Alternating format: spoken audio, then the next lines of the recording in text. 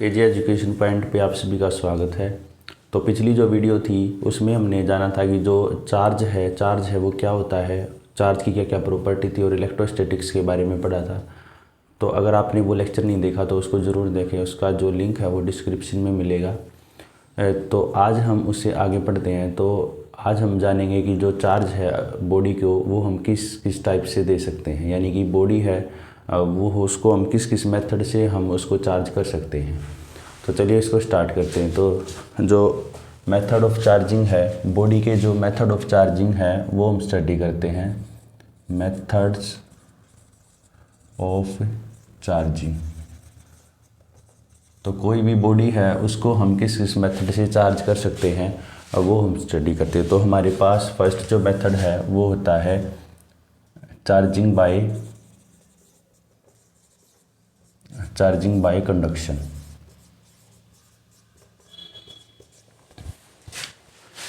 तो charging by conduction के अंदर क्या होता है कि हम कोई भी बॉडी है जिसको हमने चार्ज करना है उसको किसी चार्ज बॉडी की कॉन्टैक्ट में लेके आते हैं। तो जैसे देखिए, अगर हमारे पास ये स्फीयर ए है और ये स्फीयर बी है, तो अगर हमारे पास ये जो स्फीयर ए है ये चार्ज है, इसके ऊपर पॉजिटिव चार्ज हमने दिया है, ये चार्ज है, और बी बॉडी है या बी जो स्फीयर है ये हमारा अनचार्ज है।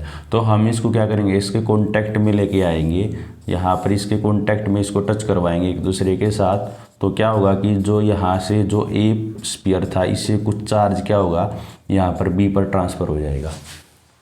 तो इसमें क्या होगा, इसके अंदर जो हमारा स्फीयर ए था वो पहले चार्ज था, बी पहले अनचार्ज था, तो बी को इसके कॉन्टैक्ट में लेके आ गए, तो जो हमारा बी स्फीयर होगा वो क्या हो जाएगा, वो चार्ज हो जाएगा। तो चार्जिंग बाय कंडक्शन में क्या होगा, इसमें बॉडी क्या होगी, बॉडी चार्ज हो जाएगी when placed in contact with charged body. ठीक है। तो इसमें क्या होगा कि बॉडी है वो चार्ज हो जाएगी जब उसको किसी भी ऐसी बॉडी के कांटेक्ट में रखेंगे जो क्या है वो पहले ही चार्ज है, तो उससे जो बॉडी है वो हमारी चार्ज हो जाएगी। ठीक है। तो ये क्या होता है, चार्जिंग बाय कंडक्शन होता है। जैसे इसको हम रोड ले सकते हैं कि कोई भी अगर ये रोड है, अगर ये चार्ज है तो इसके साथ में कोई ऐसी रोड को टच करेंगे जो अनचार्ज है, तो ये क्या होगा, यहाँ से कुछ चार्ज इधर ट्रांसफ़र हो जाएगा, तो ये रोड भी क्या हो जाएगी, चार्ज हो जाएगी। तो ये क्या होता है हमारे पास, ये हमारा चार्जिंग बाय कंडक्शन होता है। तो चार्जिंग बाय कंडक्शन में हम बेसिकली करते क्या है कि दो बॉडी को टच करते हैं, उसमें से एक बॉडी चार्ज होती है, दूसरी बॉडी क्या होती है, अनचार्ज होती है, उसको कॉन्टैक्ट में टच कर देते हैं। तो क्या होता है कि पहले वाली बॉडी से चार्ज दूसरी बॉडी पे फ्लो हो जाता है, तो उसकी वजह से जो दूसरी बॉडी है वो क्या होती है, वो चार्ज हो जाती है। तो इसको हम चार्ज बाय कंडक्शन बोलते हैं। जो दूसरा मेथड है हमारा वो है charging by induction. Charging by induction,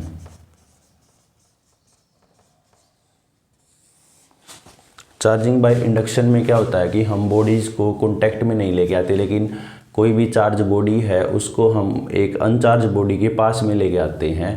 तो उससे क्या होता है, जो अनचार्ज बॉडी होती है वो क्या होती है, वो चार्ज हो जाती है। तो इसको देखिए कैसे देखते हैं। अगर हम कोई भी एक स्फीयर ले लें, ये हमारा एक मेटेलिक स्फीयर है, इसको हमने इंसुलेटेड स्टैंड पे यहाँ पर रखा हुआ है। तो हमने क्या किया, हमने इस स्फीयर को चार्ज करना है। तो मान लेते हैं कि हमने यहाँ पर इसके पास से एक पॉजिटिवली चार्ज रोड है उसको लेके आए, पॉजिटिवली चार्ज रोड ये आ गई। तो अब ये क्या है, ये मेटेलिक स्फीयर है, इसके अंदर फ्री इलेक्ट्रॉन्स होते हैं। ठीक है। और फ्री इलेक्ट्रॉन्स क्या होगी, अब हमने क्या पढ़ा था कि हमने तो ये पढ़ा था कि जो अनलाइक चार्ज होते हैं वो क्या होते हैं, वो एक दूसरे के साथ अट्रैक्ट करते हैं। तो जैसे ही हम यहाँ पर पॉजिटिवली चार्ज रोड लेके आए हैं तो इसके अंदर क्या होगा, इसके अंदर जो नेगेटिव चार्ज है वो क्या होगा, वो इधर अट्रैक्ट हो जाएगा।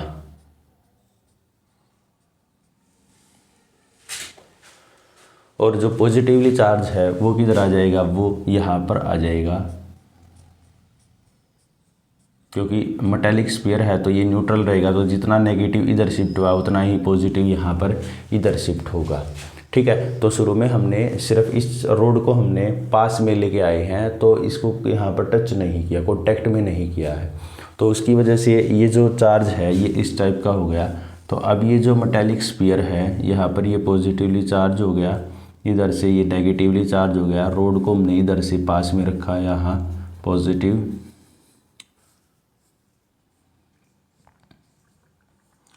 उसके बाद हम क्या कर देते हैं, उसके बाद ये जो स्फीयर है इसको हम क्या कर देंगे, इसको हम यहाँ से इधर से यहाँ से हम इसको ग्राउंड करेंगे।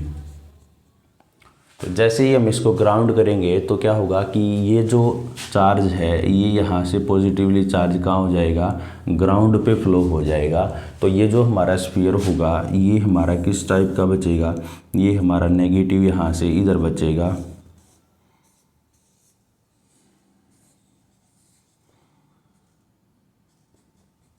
इस तरीके से। तो अब उसके बाद हम क्या करेंगे, यहाँ से हमने इसको क्या किया है, यहाँ से हमने इसको ग्राउंड किया है। तो इस टाइप का कॉम्बिनेशन बनेगा हमारा। उसके बाद क्या करेंगे, उसके बाद इस रोड को भी हटाएंगे और इस ग्राउंड को भी हटाएंगे।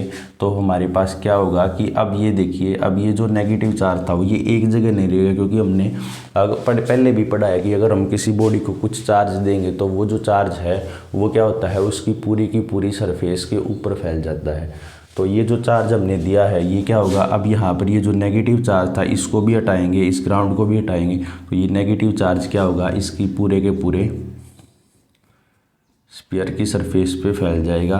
तो ये जो प्रोसेस है इसमें हमने क्या किया है, इसमें हमने शुरू में एक स्फीयर लिया था, उसके अंदर हमने क्या जनरेट करवाया है, पॉजिटिवली चार्ज रोड लेके आए तो यहाँ पर नेगेटिव चार्ज जनरेट हो गया। तो इसमें हमने क्या किया है, इसको कांटेक्ट में भी नहीं किया, लेकिन हमने स्फीयर को क्या कर दिया, यहाँ पर नेगेटिव चार्ज कर दिया, नेगेटिवली चार्ज कर दिया। तो ये हमने यहाँ पर स्फीयर को नेगेटिवली चार्ज किया है विदाउट कांटेक्ट। रोड को हम कांटेक्ट में भी नहीं ले गए, लेकिन हमने फिर भी क्या किया, इसको चार्ज किया है। तो इसको हम बोलते हैं चार्ज बाय इंडक्शन। तो अगर ऐसे ही अगर हमें पॉजिटिवली चार्ज करना हो तो पॉजिटिवली चार्ज के केस में क्या करेंगे कि जो हम यहाँ पे ये जो रोड है, जैसे हम यहाँ पर क्या करेंगे, यहाँ पर ये जो स्फीयर है इसके पास एक नेगेटिवली चार्ज रोड लेके आएंगे। तो यहाँ पर क्या हो जाएगा, पॉजिटिव हो जाएगा, और यहाँ पर क्या होगा, नेगेटिव होगा। उसके बाद फिर इसको क्या कर देंगे, हम यहाँ से ग्राउंड करेंगे। तो ये नेगेटिव कहाँ फ्लो होगा, इधर, यहाँ से ये नेगेटिव ख़त्म हो जाएगा। और उसके बाद ग्राउंड को हटाएंगे, रोड को हटाएंगे, तो पॉजिटिवली चार्ज ऐसे बचेगा। अब पॉजिटिवली चार्ज क्या होता है, एक जगह नहीं रह सकता, पूरी की पूरी सरफेस पे फैल जाता। तो ये यहाँ पर इस तरीके से फैल जाएगा। तो इस केस में हम क्या करते हैं, इस केस में हमें जो स्फीयर है उसको हम पॉजिटिवली चार्ज कर सकते हैं। तो चार्जिंग बाय इंडक्शन के अंदर हम क्या करते हैं, बॉडी है वो क्या हो जाती है, चार्ज हो जाती है। Body gets charged without contact to charged body. Charge body के साथ में क्या होता है, कॉन्टैक्ट नहीं होता, लेकिन फिर भी बॉडी क्या हो जाती है, बॉडी फिर भी चार्ज हो जाती है। तो इसको हम बोलते हैं चार्जिंग बाय इंडक्शन। तो आई होप आप लोगों को ये जो इंडक्शन है, चार्जिंग बाय इंडक्शन है, इसका मेथड समझ में आया होगा। तो इसको हम आगे बहुत सारे, आगे हम कैपेसिटर का जो चैप्टर पढ़ते हैं उसमें हम चार्जिंग बाय इंडक्शन यूज़ करते हैं। उसमें क्या होता है कि चार्जिंग बाय इंडक्शन में अगर हम दो मेटेलिक प्लेट ले लें, एक ये प्लेट ए हो गई हमारी, ये बी हो गई, अगर अब इसको पॉजिटिवली चार्ज दे देते हैं यहाँ पर इस तरीके से, तो ये जो मेटेलिक प्लेट भी ये अनचार्ज प्लेट थी, तो इसके पास वाले फेस पे इधर क्या होगा, ये यहाँ पर नेगेटिव होगा, तो यहाँ पर नेगेटिव जनरेट हो जाएगा और इक्वल क्या होगा, पॉजिटिव जनरेट हो जाएगा। तो यहाँ पर ये जो प्रोसेस है, ये जो चार्ज जनरेट हो रहा है, ये भी किसकी वजह से जनरेट हो रहा है, इंडक्शन की वजह से। तो ये प्रोसेस है जिसकी हेल्प से हम क्या कर सकते हैं, बॉडी को हम चार्ज कर सकते हैं। तो आई होप आप लोगों को ये चीज़ें हैं ये क्लियर हुई होंगी।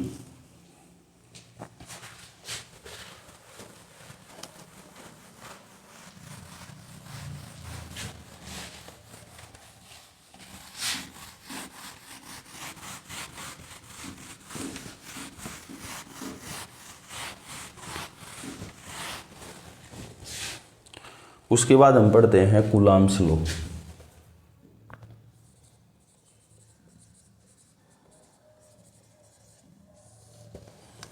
कूलॉम्स लॉ में देखिए, कूलॉम्स लॉ के अकॉर्डिंग ये कहता है कि अगर हम कोई भी दो चार्ज ले, एक हमने चार्ज लिया Q1 और एक हमने चार्ज लिया Q2, और यहाँ पर अगर हम इनको r डिस्टेंस पे रख दें तो अकॉर्डिंग टू कूलाम्स लॉ ये कहता है कि इन दोनों के बीच में क्या लगेगा, एक फोर्स लगेगा। यानी कि अगर हम कोई भी दो चार्ज ले रहे हैं, इनको कुछ डिस्टेंस पे रखेंगे तो इनके बीच में क्या लगेगा, फोर्स लगेगा F।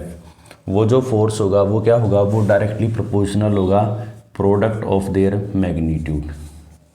यानी कि जितना ज़्यादा चार्ज होगा उतना ही ज़्यादा क्या लगेगा, फोर्स लगेगा। और जो फोर्स होगा वो क्या होगा, वो इन्वर्सली प्रोपोर्शनल होगा square of the distance between them. तो ये इक्वेशन नंबर 1 और ये इक्वेशन नंबर 2।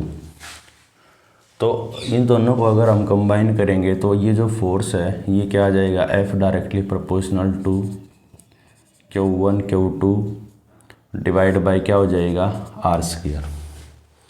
अब ये जो यहाँ पर डायरेक्टली प्रोपोर्शनल है तो इसकी जो जगह हम क्या लगाते हैं, कांस्टेंट लगाते हैं K, तो ये हो जाएगा हमारे पास Q1 Q2 divide bye R square.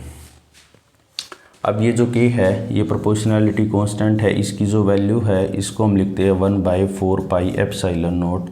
तो F इज इक्वल टू हो जाएगा 1/4 pi epsilon naught Q1 Q2 divide bye R square. तो ये जो फॉर्मूला है ये हमारा कूलाम्स लॉ का फॉर्मूला बनता है। और किस में है ये हमारा मैग्नीट्यूड के अंदर है, इन मैग्नीट्यूड। ये फॉर्मूला हमारा मैग्नीट्यूड के अंदर है। कूलाम्स लॉ का जो फॉर्मूला है ये हमारा मैग्नीट्यूड के अंदर बनता है। अब यहाँ पर जो वैल्यू होती है K की जो वैल्यू होती है हमारी वो होती है 9 × 10⁹ यूनिट क्या बनेगी, यहाँ से अगर हम K की वैल्यू को निकाल लेंगे तो इधर से होगा, यहाँ से K की वैल्यू आएगी हमारी, ये होगा F × R स्क्वायर और डिवाइड बाई Q1 Q2। तो यूनिट क्या बनेगी, F के लिए क्या लिखेंगे, न्यूटन लिखेंगे। तो ये हो गया न्यूटन, और R है तो डिस्टेंस का स्क्वायर, तो न्यूटन मीटर स्क्वायर, नीचे दो चार्ज हैं तो पर कूलाम स्क्वायर हो जाएगा। ये हमारी यूनिट बनेगी, ये हमारी K की वैल्यू आएगी। और इस K के अंदर भी ये चीज़ें क्या है, कॉन्स्टेंट है एप्सिलॉन नॉट। ये क्या है, एप्सिलॉन नॉट यहाँ पर 0 के लिए है। तो इसका मतलब इसकी जो वैल्यू होती है ये होती है हमारी 8.85 × 10⁻⁻12। ठीक है जी। और यूनिट क्या बनेगी इसका उल्टा, यानी कि कूलाम स्क्वायर पर न्यूटन पर मीटर स्क्वायर। तो ये हमारी इसकी वैल्यू बनेगी 8.85 × 10⁻⁻12 कूलाम स्क्वायर पर न्यूटन पर मीटर स्क्वायर। तो आई होप आपको ये जो कूलाम्स लॉ है ये समझ में आया होगा। तो यहाँ से अगर हम फोर्स की डायरेक्शन देखें तो इसकी फोर्स की डायरेक्शन भी क्या होगी, अगर हमारे Q1 Q2 दोनों ही पॉजिटिव चार्ज हैं, यानी कि अगर हमारे पास ये भी प्लस Q और ये भी प्लस Q, तो इस केस में क्या होगा, इस केस में पॉजिटिव को रिपेल करता है। तो यानी कि ये वाला जो चार्ज है ये इसके ऊपर फोर्स लगाएगा इधर इस डायरेक्शन में। ठीक है, तो इस डायरेक्शन में फोर्स लगाएगा तो इसको हम लिखेंगे F12 लिखेंगे। ठीक है, और इस पे भी फोर्स लगेगा वो इधर लगेगा, इस पे F21 लिखेंगे। ये हम coulombs law in vector form में लिखेंगे। वैसे जनरली चार्ज को डॉट से शो कर देते हैं, तो इसकी जगह हम डॉट भी यूज़ कर सकते हैं, यहाँ पर डॉट भी यूज़ कर सकते हैं। तो ये हमारा कूलाम्स लॉ है, ये हमने मैग्नीट्यूड में पढ़ा है। तो अकॉर्डिंग टू कूलाम्स लॉ क्या कहता है कि अगर हम दो चार्ज ले उसको कुछ डिस्टेंस r पे रखें तो उनके बीच में क्या लगेगा, फोर्स लगेगा। और वो जो फोर्स होगा, ये जो यहाँ पर जो फोर्स होता है इसको क्या बोलते हैं, इसको हम इलेक्ट्रोस्टैटिक फोर्स बोलते हैं। इलेक्ट्रोस्टैटिक फोर्स, ये जो फोर्स होगा ये क्या होगा, डायरेक्टली प्रोपोर्शनल होगा product of their magnitude, inversely proportional होगा square of the distance between them. दोनों को कंबाइन करेंगे तो हमारे पास ये इक्वेशन आएगी, F directly proportional to Q1 Q2 divide by R square. Directly proportional को हटाते हैं तो कांस्टेंट लगाते हैं कि Q1 Q2 divide by R square. K की जो वैल्यू होती है वो होती है 1/4 पाई एप्सिलॉन नॉट। और जो ये वैल्यू है इसकी वैल्यू पूरे के पूरे K की वैल्यू है वो क्या होती है 9 × 10⁻⁹ एप्सिलॉन नॉट। ये क्या है, एप्सिलॉन नॉट, और इसकी जो वैल्यू होती है वो ये होती है। एप्सिलॉन नॉट को हम बोलते हैं परमिटिविटी,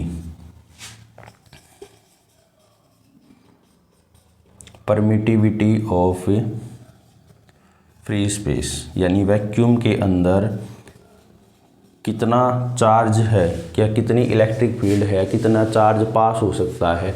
ठीक है, उसके लिए हम एक नंबर बताते हैं, उसको हम क्या बोलते हैं, परमिटिविटी ऑफ फ्री स्पेस। तो परमिट का मतलब अलाउ करना होता है, तो ये एक नंबर से बताई जाती है, इसलिए इसको क्या बोलते हैं, परमिटिविटी ऑफ फ्री स्पेस। तो ये हमारा कूलाम्ब्स लॉ है स्केलर फॉर्म में, या Coulomb's law in magnitude form बोल सकते हैं। उसके बाद हम पढ़ते हैं Coulomb's law in vector form.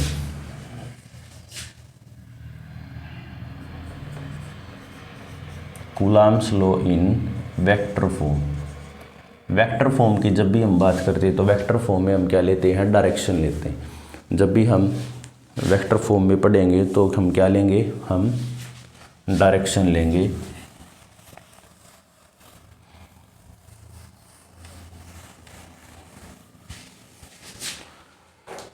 इसके अंदर देखिए, इसके अंदर अगर हम डायरेक्शन लेंगे तो हम पहले एक बार कार्टेशियन कोऑर्डिनेट बना लेते हैं। हमारे पास दो चार्ज है, एक चार्ज हो गया हमारे पास Q1 और ये हो गया हमारे पास Q2।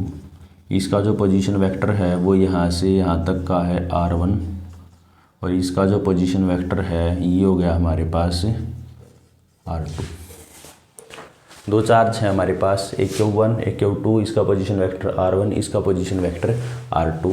अब देखिए ये वाला जो चार्ज है ये क्या होगा, अब पहले वाला केस लेते हैं हम, पहले हम ये लेते हैं कि Q1 Q2 अगर हम इनकी मल्टीप्लाई करेंगे ये क्या है, ये ग्रेटर देन 0, यानी कि इस केस में क्या होगा, Q1 Q2 greater than 0, product करेंगे तो ग्रेटर देन 0, मतलब इसमें जो Q1 है और Q2 है ये भी क्या है, Q1 भी पॉजिटिव है और Q2 भी क्या है, पॉजिटिव, या Q1 क्या है, नेगेटिव और Q2 भी क्या है, नेगेटिव। तो दोनों का प्रोडक्ट हमेशा क्या आएगा, ग्रेटर देन 0 आएगा। तो पहली जो कंडीशन है हमारे पास ये है।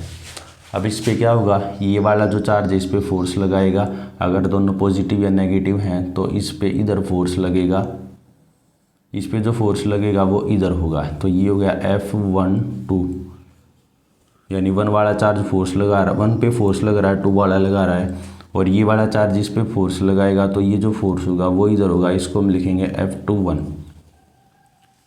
ऐसे ही अगर हम पोजीशन वेक्टर की डायरेक्शन देखेंगे तो 2 से 1 की तरफ जा रहे हैं तो पोजीशन वेक्टर R21 की जो डायरेक्शन होगी वो ये वाली होगी, और 1 से 2 की तरफ जा रहे हैं तो यानी कि R12, तो ये डायरेक्शन होगी। तो हमने डायरेक्शन है वो बना ली है। अब हम क्या करते हैं, अब हम इसकी वैल्यू लिखते हैं। तो अकॉर्डिंग टू कूलाम्ब्स लॉ, तो फोर्स क्या लिखेंगे, फोर्स ऑन किसके ऊपर, Q1 के ऊपर, ड्यू टू Q2। Q1 के ऊपर कितना फोर्स लगेगा Q2 की वजह से, वो कितना होगा हमारा, वो होगा F12। उसको हम क्या लिख रहे हैं, F12। ये होगा हमारे पास 1/4πε0 Q1 Q2 डिवाइड बाय क्या हो जाएगा, R²। ये तो हमने मैग्नीट्यूड लिखा है। अब क्योंकि हम डायरेक्शन लिखते हैं तो डायरेक्शन के लिए हम वेक्टर क्वांटिटी यूज़ करते हैं, तो वेक्टर के लिए डायरेक्शन बताने के लिए हम यूनिट वेक्टर लिखते हैं। तो अब देखिए, अब यहाँ से इधर जा रहे हैं, ये फोर्स इधर लग रहा है, तो पोजीशन वेक्टर क्या होगा, 2 से 1 की तरफ जा रहे हैं तो पोजीशन वेक्टर क्या लिखेंगे, R21 यूनिट वेक्टर, और यहाँ पर भी क्या लिखेंगे, R21। तो ये हमने क्या लिखा है, force on Q1 due to Q2। Q1 पे कितना फोर्स लगा है Q2 की वजह से।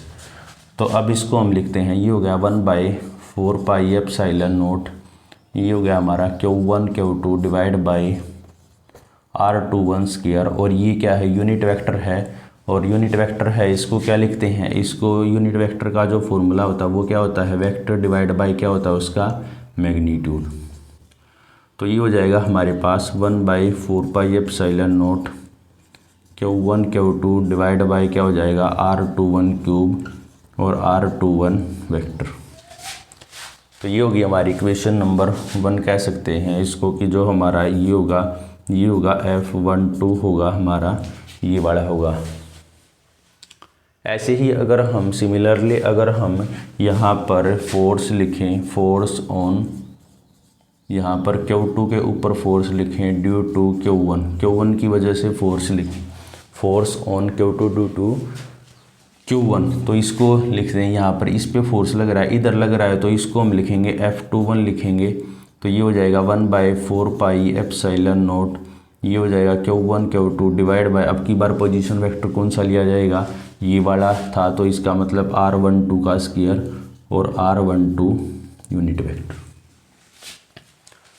तो अब ये हो गया हमारा F21 is equal to 1/4 pi epsilon naught Q1 Q2 divide by क्या हो जाएगा R12 क्यूब और R12 वेक्टर।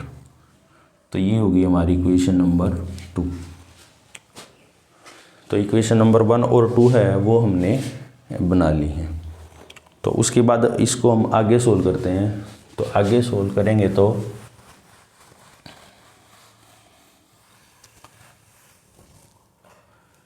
इसके लिए हमारा क्या होगा, ये देखिए, अब क्योंकि हमने क्या पढ़ा है कि सिंस जो हमारे पोजीशन वेक्टर हैं, सिंस अब देखिए जो R12 की डायरेक्शन है वो इधर है और R21 की उधर है, क्योंकि ये दोनों मैग्नीट्यूड में जो सेम है, यानी R12 वेक्टर है वो किसके इक्वल है, मैग्नीट्यूड में R21 वेक्टर के इक्वल है। दोनों क्या है, सेम मैग्नीट्यूड के हैं।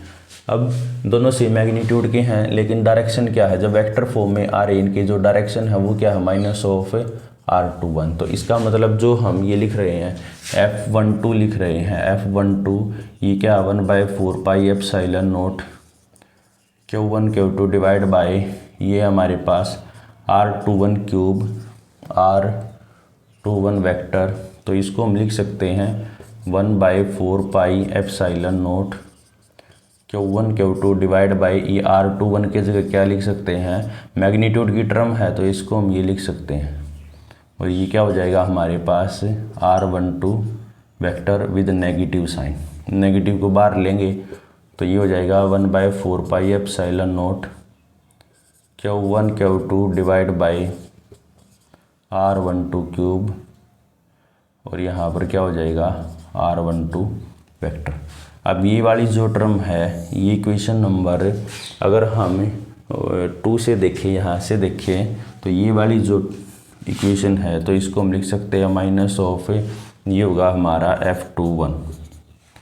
तो ये हो गया हमारा F12 जो है, यानी कि दोनों चार्ज क्या होंगे, जब वेक्टर फॉर्म में लिखेंगे तो दोनों चार्ज क्या होंगे, एक दूसरे के ऊपर फोर्स लगाएंगे, और वो जो फोर्स होगा वो इक्वल मैग्नीट्यूड का होगा, लेकिन डायरेक्शन क्या होगी, अपोजिट होगी। तो इसका मतलब ये है। तो अब हमने ये जो किया है ये हमने Q1 Q2 ग्रेटर देन 0 के लिए किया है। तो अगर हम सेम इक्वेशन यहाँ पर सेकंड केस देखेंगे, तो सेकंड केस में अगर हम देखेंगे, तो सेकंड केस में अगर हम देखें तो Q1 Q2 को अगर हम लेस देन 0 ले लें, यानी कि एक पॉजिटिव चार्ज ले और एक नेगेटिव चार्ज ले, तो क्या होगा हमारे पास ये होगा कि यहाँ पर ये जो चार्ज है, एक चार्ज ये है Q1 और Q2, तो इस केस में जो फोर्स होगा ये मान लो पॉजिटिव हो गया, ये नेगेटिव हो गया, तो इस पे जो फोर्स लगेगा वो इधर लगेगा, इस पे जो फोर्स लगेगा वो इधर होगा, यानी F12 की डायरेक्शन ये होगी, F21 की जो डायरेक्शन है वो ये वाली होगी। तो अब ये हमने लिख दिया यहाँ पर। तो F21 और 1 2 क्या लिखेंगे वो हम देख लेते हैं एक बार।